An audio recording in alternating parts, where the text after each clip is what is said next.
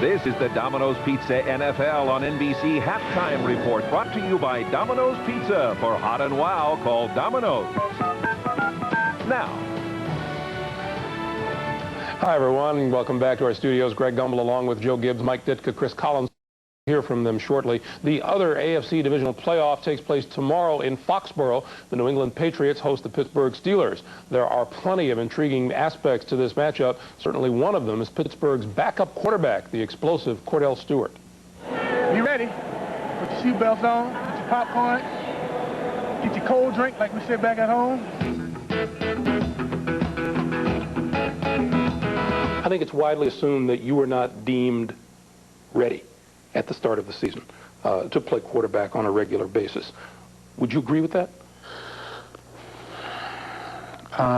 What do you call being ready? I mean, just to be able to assume the reins of guiding a team in the National Football League, and and being as mistake-free as you have to be and produce a winning record. Who doesn't make mistakes? I mean, which quarterback in this league doesn't make mistakes?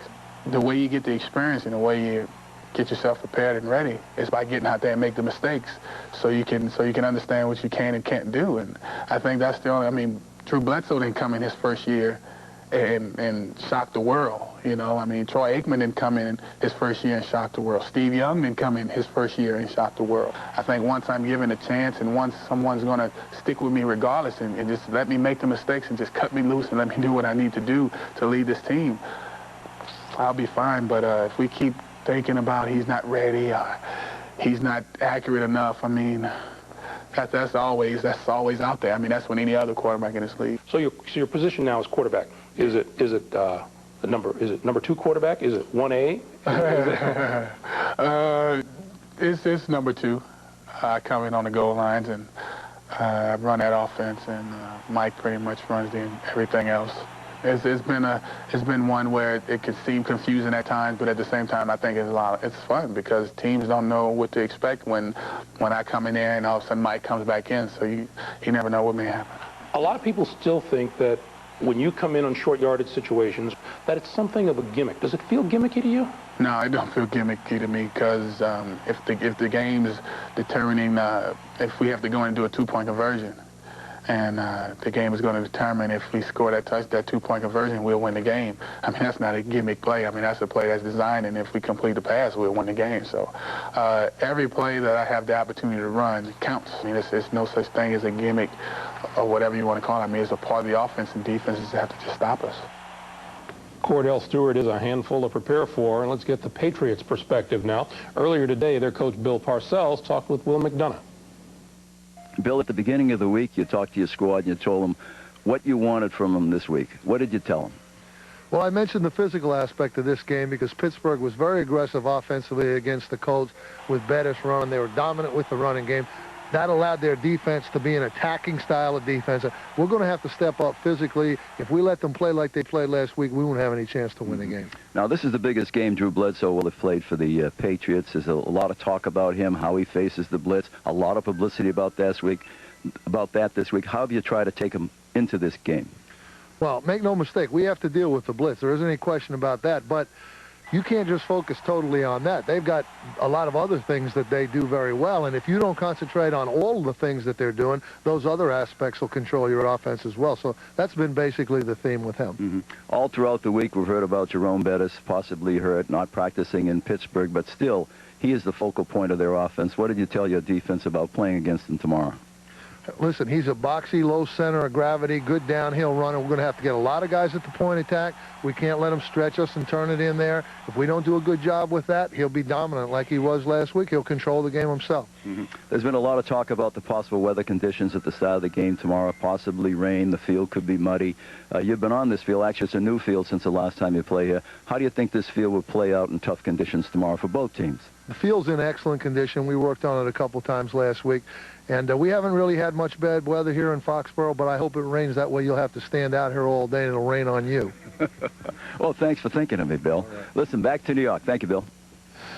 All right, Will, thank you. The Steelers tell us today that Jerome Bettis, with his groin injury, will be a game-time decision. You talk about the field conditions and the weather conditions at Foxborough, Joe. I don't think any of those are nearly as important as Jerome Bettis' condition at game time. I agree with you. I'm going to be here early. I want to see him warm up because I think it changes Pittsburgh's whole style of play. What they want to do is play defense and run the football, and without him, I think it all goes to Cordell and Tom Zach at quarterback, and I don't think they want it. Now, one other comment. I'll tell you right now, I think Cordell Stewart is one guy that's being used the right way myself.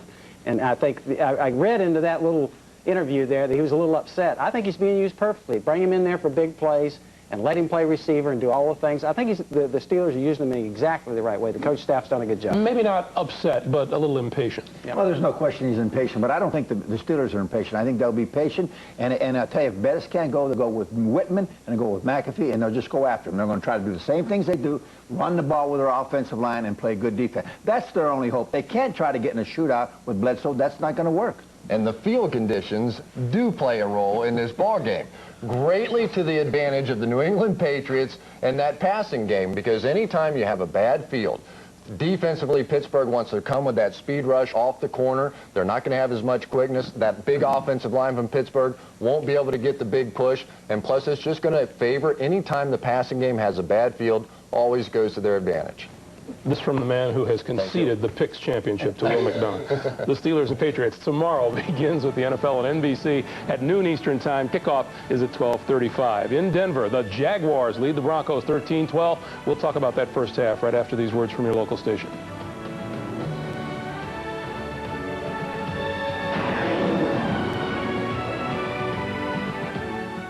It's NBC's Big Premiere Wednesday. With the premiere of Chicago Suns, it's impressive. Just ask TV Guide Close-Up. But first, the all-new Wings talk show expose. Oh, then the big premiere. You went out to see Lisa? Harry did. Well, why are you hitting me? You're closer. Then the NewsRadio Crazy Contest. Cutest reporter in New York. You be the judge. And get this, a nurse turns a man behaving badly into a blushing flower. Where are your hands? All new NBC Wednesday. Advance Auto Parts presents part number 12, the hand. A remarkable part of every Advance Auto Parts salesperson, the hand can grasp any automotive situation. My car goes. Instantly, the hand tests the electrical system, removes the dead battery, and with free installation, puts in a new Autocraft battery. All you have to do is shake part number 12.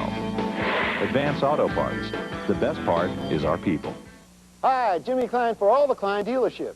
Our huge sale between Christmas and New Year's brought us hundreds of high-quality trade-ins.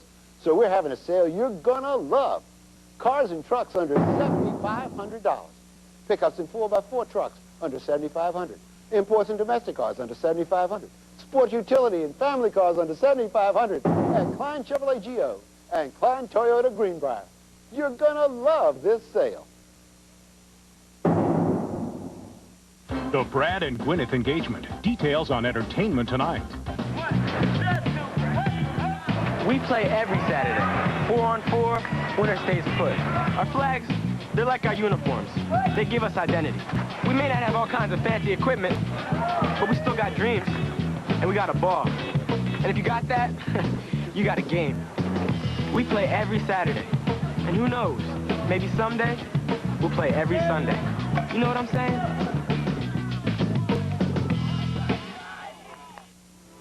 His heroes were Ben and Tom. He wanted to follow in their footsteps. They've been there and proved they can win. He went to their college, broke their records. Now he's on the PGA Tour. Getting that first win, it makes me want that second one even more. This is the Domino's Pizza NFL on NBC Halftime Report, brought to you by Domino's Pizza. For hot and wow, call Domino's. Now.